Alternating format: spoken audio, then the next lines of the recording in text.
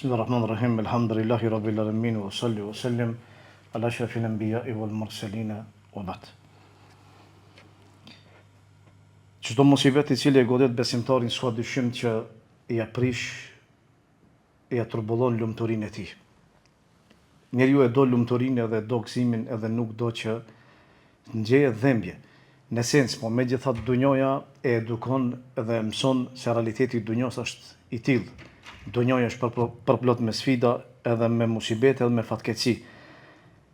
Nga gjitha musibetet s'ka dyshim që humbja e dashurit është musibeti më I madh. E njeriu atëherë ka nevojë për ngushëllim, ka nevojë që shpirti I tij të qetësohet, e në veçanti zemra të ratohet për shkak se humbja e një të dashurit që ka qenë I dashur I afërm për zemrën e tij nuk është e lehtë, kur nuk e shef, kur nuk e dëgjon, kur me të nuk bisedon edhe kur me të nuk kontakton, për të është e vështirë, është e rëndë. Megjithatë, Islami është fe që njeriu e ngushëllon. Edhe po ashtu I dha shumë mundësi që ta kuptojë realitetin e kësaj dunjoje dhe nëse humb dikën, prej të afërmit të tij se si ta shëroj shpirtin e tij. Unë I përmenda disa prej mjeteve që ndikojnë në shpirtin e tij, na kanë mbetë edhe disa përfund me lenin Allahut, që ti përmendje, shpresoj që ato të jenë mësim për neve dhe Allah Azza wa Jall të na qetësojë shpirtrat tonë edhe të na ratojë zemrat e tona. Një prej mjeteve që ndikon në qetësimin e shpirtit është ngushëllimi me fjalë, veçanti me fjalë të dashura, të ëmbla edhe të buta. Ai I cili e përjeton një dhembje, s'ka dyshim që zemra e tij është tejmase e ngjeshme. Kur dikush I fol diçka prej fjalëve të mira dhe e ngushëllon, s'ka dyshim që zemra e tij përqendrohet edhe forcohet. Kështu është natyra e njeriut, kjo është zemra e tij. Zemra e do atë që I fol mirë, e urren atë që nuk I fol mirë. Fjalët e mira I do, anon ka to, kurse fjalët e këqija, s'ka dyshim që I urren edhe largohet prej tyre. Kur dikush shkon edhe ngushëllon tjetrin, kjo e forcon. Besimtari kur është vetë është më I dobët se sa kur është me qirt. Vëllezërit e tij musliman kur e ngushëllojnë edhe kur I flasin fjalë të mira ngushëllimi për të dhe për të vdekurin, s'ka dyshim që kjo e forcon shpirtin e tij. Kur I thu dikujt, Allahu të forcoft, Allahu ja dhosh xhennetin atij, Allahu shpërblet me të mirat e tij, po ashtu Allahu shpërblet ty për sabrin, e kështu me radhë. Gjitha këto janë fjalë që e ngushëllojnë zemrën e tij edhe e forcojnë atë. Normalisht një prej fjalëve, prej formave ngushëllimit është ajo që e përmendi Allahu Azza wa Jall, inna lillahi wa inna ilaihi rajiun. Ne me të Allahu dhe tek Allahu është kthimi. S'ka dyshim se tek Allahu është kthimi. Secili prej neve ka ardhur prej hiçi, edhe s'ka dyshim që kthimi jo në fund do të jetë te Allahu Azza wa Jall. Kur njeriu t'i rikujton këtë gjë, këtë realitet, atëherë I ngushëllohet shpirti I tij, ratohet zemra e tij, edhe I qetësohet edhe dhembja e tij që e ka në brendësinë e tij. Ai dhembja nuk është e lehtë, është dhembje që realisht ja gjek shpirtin, I vlon nga brenda, mirë po megjithatë pajtohet me caktimin e Allahut Azza wa Jall. Pejgamberi sallallahu alaihi wasallam ka qenë shembulltyra dhe është shembulltyra më e mirë. Kur kishte raste të tilla I ngushëllonte shokët e tij. I mësonte ata, u thoshte fjalë ngushëllimi dhe u rikujtonte atyre shpërblimin që do ta marrin tek Allahu Azza wa Jall nëse ata durojnë edhe I mbështeten Allahut Azza wa Jall. Ummu Seleme tregon rastin e burrit të saj Ebu Seleme, para se ndroi jetë ishte I sëmur. Momentet e fundit pejgamberi sallallahu alajhi wasallam shkoi ta vizitojë, kishte traditë që ti viziton ata që ishin të sëmur dhe hyri brenda, dhe kur e pa Ebu Seleme vetëm më kishte pasur shpirt. E sytë e tij kishin pas mbet të hapura, edhe kur e pa ashtu pejgamberi sallallahu alajhi wasallam shkoi dhe ja mbylli ato dy sy dhe ja bëri atyre qartë me dije se kjo realisht më ka qenë fundi I tij, dhe tha pejgamberi sallallahu alajhi wasallam, shpirti kur del prej trupit të njeriu, sytë e tij e përcjellin dalin e shpirtit. E kjo tregon do të thotë që ato mbeten ashtu të hapura dhe pastaj do thotë realisht ato mbyllen për shkak se më nuk ka në to dobi. Kur e dëgjuan familja, atëre filluan që të bërtasin edhe filluan që të çajnë, e pejgamberi Allahut Azza wa Jall u rikujtoi një realitet tjetër. Normalisht se njeriu kur ankohet në ato momente edhe kur çon prej fjalëve të tyre janë mirë për neve të shana gjeti, çka u bë, ndodhi e keqja, ndodhi fatkeqësia, kështu me radhë. Pejgamberi Allahut Azza wa Jall u tërheqi vërejtjen dhe tha, mos u lutnu, ose më mirë me thonë, lutuni për juve vetëm se me atë e cila është më e mira për juve, se realisht o mjerët na, ose luqet e qera që janë do thot fjalë dëshprimi, pikëllimi, nuk janë nuk janë fjalë të mira. E nëse Allah Zogjel i pranon ato, s'ka dyshim që ti me thonë mirë për neve, atëherë përshin do thot mjerimi. E tha pejgamberi sasem, kur luteni për juve, lutuni vetëm se për të mirë, për shkak se melekt thonë për çdo lutje ju që e bani, thonë amin. Kjo është mësim që secili prej neve në ato momente. Nëse lutet, le thot o Zot, mëshiroj vdekurin ton, o Zot falja atij, o Zot jepja xhenetin atij, ndriçoja varrin atij, e mos u lut me diçka që e zemron Allahun, e pranohet ajo lutje, edhe pastaj përfshin pastaj mjerimi. E pejgamberi sa pas asaj tha, Allahumma ighfir li Abi Salama warfa darajatahu fil mahdiyin, o Zot ta fal Abu Salama, rritja gradat e tij në mesin atyre që i ke udhëzuar në Islam, wa khlufu fi aqibihi fil ghabirin, dhe o Zot kujdesu për ta, pasi që e ka dhënë amanetin dhe ka ardhur ti, dhe kujdesu dhe për familjen e tij, waghfir lana wa lahu ya rabbal alamin, o Zot fal atë dhe na fal neve, wafsah lahu fi qabrihi wa nawwir lahu fi, dhe o Zot zgjeroj atij varrin edhe poshtu ndriçoja atë. Me këto fjalë pejgamberi sasem i edukoi, i mësoi ata se si duhet që cilët besimtari në ato momente. Po ashtu Usama ibn Zeid thot, kur njëra prej vajzave pejgamberi sasem e dërgoi një person që ta lajmëroi pejgamberi sasem se mesa e tij ose nipi i tij janë në prag të vdekjes, pejgamberi Allahut azza xhel edhe porositi dhe i tha, ktheu edhe lajmëroi atë dhe thuaj se inna lillahi ma akhadh wa lahu ma a'ta, tha Allahut është ajo që e merr dhe Allahut është ajo që e ka dhënë, wa kullu shay'in 'indahu bi ajalin musamma, çdo gjë e ka caktimin e vet. Ka ardhur caktimi, s'ka mundësi për mu ndryshu. Andaj tha, le të bëje sabër edhe le të shpresoje shpërblimin tek Allahu azza wa xal.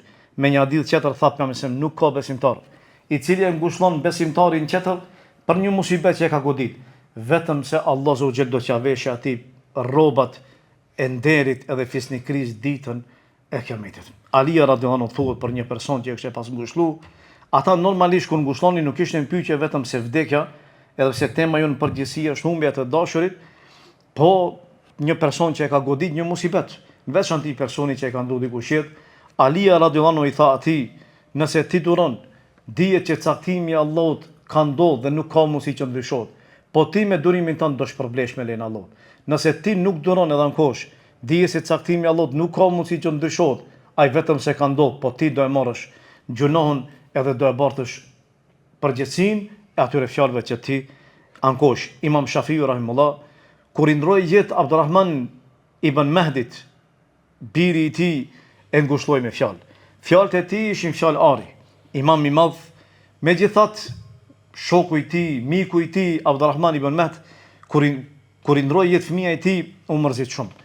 E kuptoi Imam Shafiu dhe e porositi me disa fjalë dhe i thati, o ti vllavim, tha ngushëlloje veten me atë që i ngushëllon edhe qert.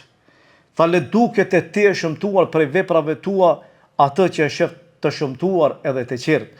Dhe tha dije se musibeti më i madh është që ti me humb lumturin edhe me u privu nga shpërblimi, do thotë që ti ankosh edhe nuk ban sabër.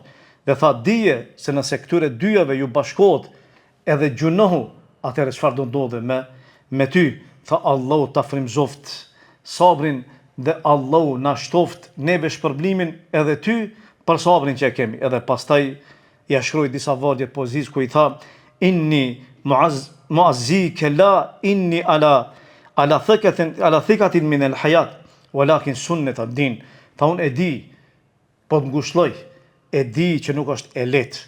Megjithatë ngushëllimi im është shkaku i asaj që neve feja na mëson, sepse fela muazza bi bakin ba'de mejtihi, tha se nuk ka njeri që i ka ndru dikush jetë, vetëm se edhe aj ma vonë do të shkojë te aj, pavarësisht se angushëllohet. Dhe po ashtu i ngushëlluari, ai cili rajsh ka ngushëllu, edhe ai nuk ka mundësi për me jetu gjatë, edhe ai do të vijë një ditë prej ditëve bashkë me ty.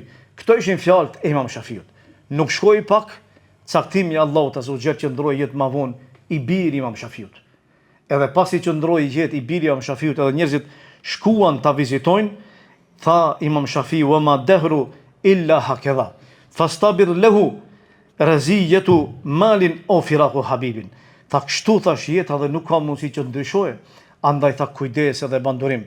Për shkak se Allah ka mundësi me të provu në pasuri, me ta marr pasurinë, apo me nda apo me të nda do thot nga i dashuri yt. Këto ishin fjalët e Imam Shafiut që i tha, po ashtu, për cilët për Jakutet u bintul Mehdi e bija e halifës, kur ndroi jetë babave të halifja u mërzit tepër, u mërzit shumë, shkuan njerëzit ta ngushëllojnë. Në mesin e tyre ishin edhe ulemat, megjithatë nuk ngushëlloi. Edhe shkoi një prej dietarëve i njohur poet, i cili merr edhe me gjuhën arabe tepër, Ibn Shebe rahimullah dhe i tha, o emir, fjalët e tij ishin fjalë që e ngushëlluan dhe me të vërtetë ndikuan taj. Tha, o emiri muslimanëve. Tha, Allahu shpërbleft për sabrin që e bën edhe për durimin që e bën gjatë kësaj sprove. Allahu ta kompenzon me diçka më të mirë. Tha, Allahu mos ta mundsoft që prej kësaj sprove me tar diçka më e keqe, ti me marr gjuna dhe Allahu me të marr me të sprovu me diçka prej dhuntive të Allahut e me ta marr atë. Tha, o emiri muslimanëve. Tha, Allahu, së shpërblimi Allahu thash më i mirë se sa vdekja e vajzës tënde. Rahmeti Allahut është më i gjerë edhe më i mirë se sa vdekja e bijës tënde. E lut Allahun që mos pikloj, edhe e lut Allahun që mos provoj. Këto ishin fjalë që ja tha atij dhe me të vërtetë ndikuan te zemra e tij dhe ndryshoi çështja e tij. Kurse për një gjykatës që njihet i njohur brenda historisë për takvallokun e tij dhe drejtsinë e tij, thuhet që për të 30 vite kur ka gjyku, ka qenë gjykim me drejtësi, kur ndroi jetë fëmia e tij apo ndroi jetë nëna e tij realisht, edhe ngushëlluan njerëzit i thanë 30 vite ke gjyku, 30 vite ke gjyku, e tash për ty ka gjyku ai i cili gjykimi i tij është gjykim suprem, do thot për Allahun, andaj baj sabër, edhe mos u ban merak, po llogarit shpërblimin e Allahut azza wa jall.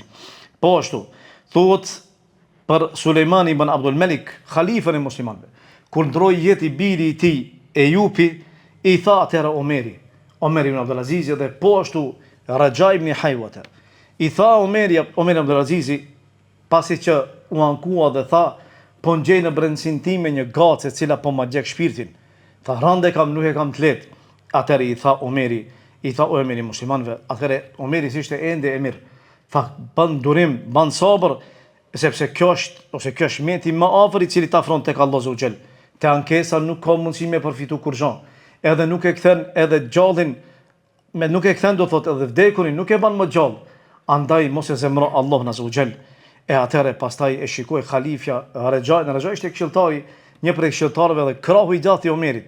Zaten ky ka qenë shkaku që të bëhet halifi i muslimanëve, Omer ibn Abdul Aziz. E i tha, o ti emiri i muslimanëve, tha, nxerre jashtë mërzijen që e ke. Tha, sepse pejgamberi Allahut Azza wa Jall ka qajt. Edhe atëre filloi për me qajt, edhe qau aq shumë derisa thuaj që njerëzit filluan që të friksohen për të, edhe menduan se ndoshta do t'i ndodhe diçka. Edhe i tha, Omeri i tha, nuk bane tha mirë. E qërtoi, tha, jo, lëre ashtu. Për shkak se në këtë formë e nxjerr mërzinë e tij që e ka, qau sepse kjo është e natyrshme që çaj njeriu. Edhe me të vërtetë pas asaj, pasi që u lirua shpirti i tij, atëherë u kthye në mezhlise edhe vazhdoi punën edhe veprimtarinë e tij, halifja i muslimanëve.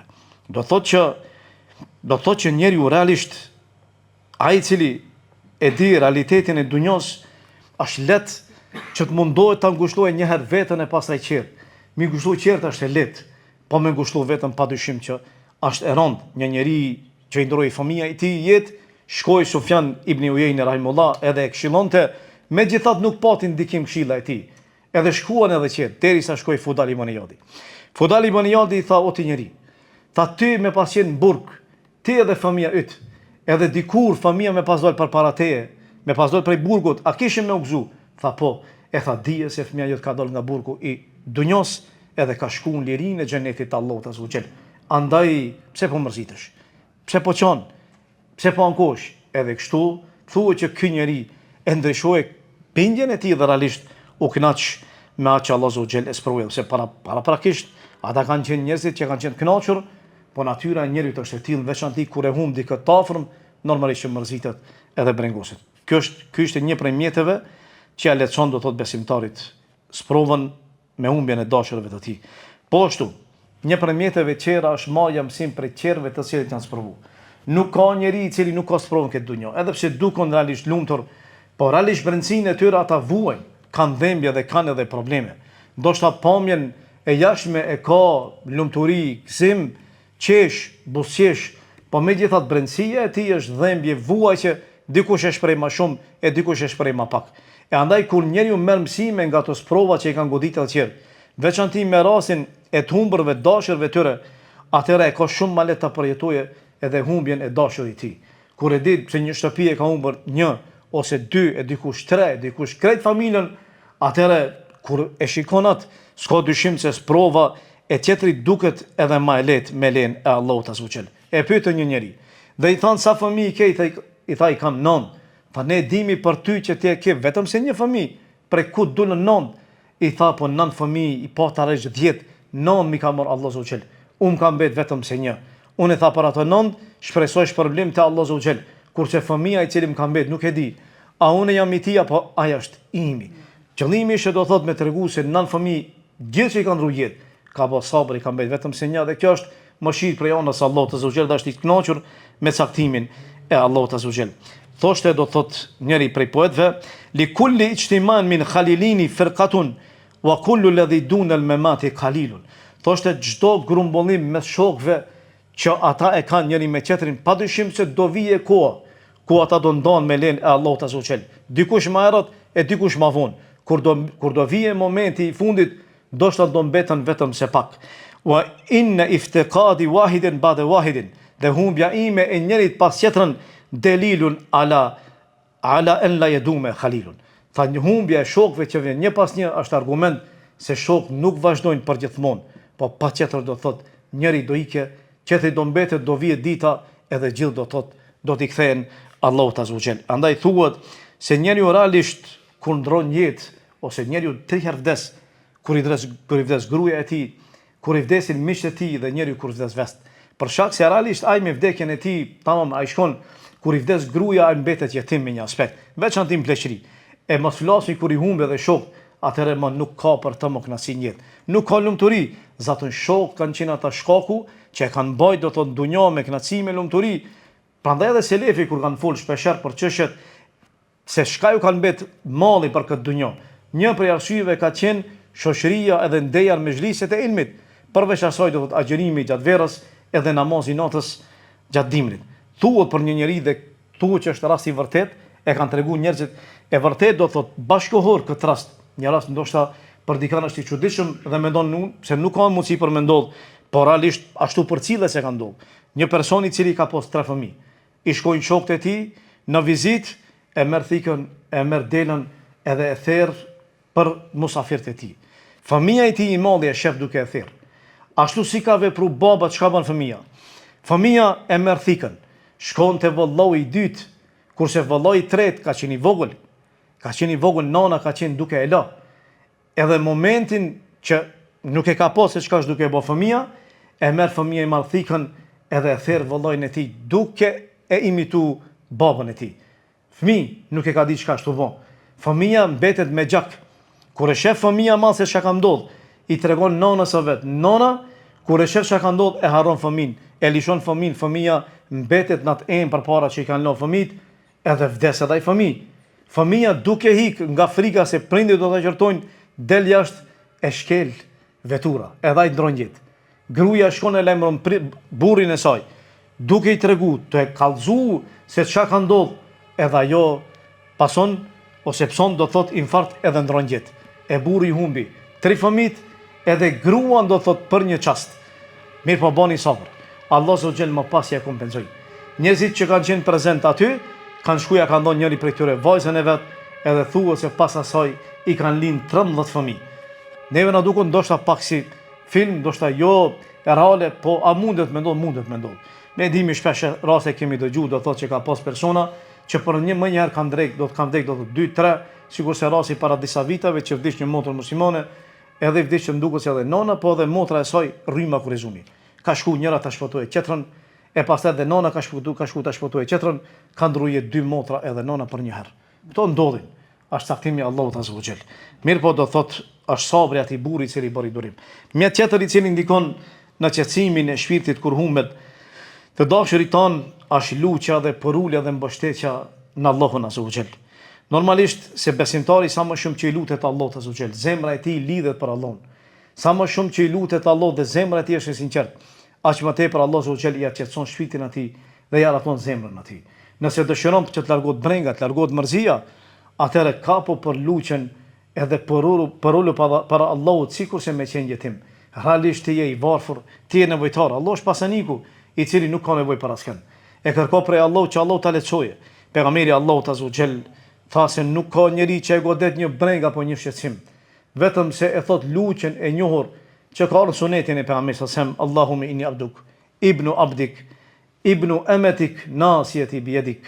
Hadithi do thotë që është i mirënjohur, është pak e gjatë, që mos marr ta lexoj, po e keni të mburoja muslimanit. Kush e thot këtë luqe, thot pejgamberi sallallahu nuk ka njeri i cili e lexon, vetë se Allah azza xhel i largon atij brengën edhe shqetësimin dhe në vend asaj i jep gëzim, i jep qetësi edhe lumturinë në shpirtin e tij. Allah azza xhel thot wa qala rabbukum ud'uni astajib lakum. Allah thot lutmoni mua që unë të përgjigjem juve, innal ladhina yastakbiruna an ibadati sayadkhuluna jahannama dakhirin. Ata që nuk luten dhe refuzojnë shkaku i mendjemallësisë, se njeriu i cili nuk e lutet Allahut dhe nuk i mbështetet atij, kjo tregon që ai ka mendjemallësi në zemrën e tij. Ai nuk pranon që ti porulet Allahut, sepse mendon që ai është person që nuk ka nevojë për askën. E kjo realisht është mendjemallësi. Thot Allahu, ata që janë tillë, ata do të jenë në xhenem përgjithmonë. E a ka kush që njeriu që ka godit një sprov, ti ja largoj atij atë sprov përveç se Allahu azza xhel. A ka njeri i cili kur goditet me një musibet dhe zemra e tij i gjek edhe i dhem, a ka mundsi dikush të ja largoj atij? Askush. A ka mundsi dikush që shqetësimin, pikëllimin, madhëngjimin të ja largoj dikush përveç Allahut azza xhel? Askush. A ka mundsi që dikush që stre më mirë se stre Allahut azza xhel? Askush. Dhe për fundi, një prej mjeteve do thotë që ndikon në largimin e shqetësimit edhe poshtu që qetëson shpirtin gjatë humbjes së të dashurve, është do thotë kuptimi i realitetit caktimeve të Allahut azza xhel. Allahu nuk cakton për kot. Kjo duhet me qenë do thotë një prej kuptimeve që besimtari duhet me ditë domethënien e caktimit të Allahut azza xhel. Allahu kur cakton diçka, nuk ka rastisht, nuk ka për kot, po në tek ka urtësi. Allah azza xhel çat urtësi, ndoshta ti nuk e kupton, po te Allah azza xhel ajo dihet. E besimtari është mirë me ditë se çdo musibet që e godet, pas atij musibetit ka me lenë Allahut, ka urtësi, e jo që është thjesht me bë sabër, sepse vjen një dënimi ose më mirë themi vjen një sprova, pastaj vjen mëshira, pastaj Allah azza xhel sprovon me diçka tjetër, Allahu pastaj të mëshiron me diçka tjetër, Allahu të jap dyert e mirësisë dikundi tjetër të mbyll, Allahu dëshiron nëpërmjet tyre të lartësoje, të ngritë gradat, të mëshiroje, të falë gjunat, e në veçanti nëse ti e ke një vend në xhenetin Allahut që me veprat e tua nuk ka mundësi për me arrit. Allah azza të sprovon vazhdimsi me qëllim që ti të pastrosh edhe kur do dalësh para Allahut. Allahu të futet në atë vend që Allah azza paraprakisht e ka caktuar për ty. Andaj gjitha këto janë urtësi dhe besimtari është mirë që të ndalet sadopak ti mendoje këto me qëllim që ti qetësohet shpirti i tij. Këto ishin disa prej mjeteve që ndikojnë në qetësimin e shpirtit, në largimin e mërzisë shpirtit, veçanti kur njeriu sprovohet me dikë që e ka humbë në këtë jetë ose do nga dashurit e tij. E lut Allahun azza xhel që Allah azza xhel na forcon edhe lut Allahun që Allah azza xhel në momente të tilla Allah azza xhel shpirtin të na rahaton dhe lut Allahun që të vdekurit tonë të mëshiron, të ndryshojë atë varrin, edhe Allah të ajopë xhenetin, të falë gjunat e tyre dhe të na bashkojë në xhenetet e tij. Wa qulu qawli hadha wa astaghfirullaha li wa lakum walhamdulillahi rabbil alamin.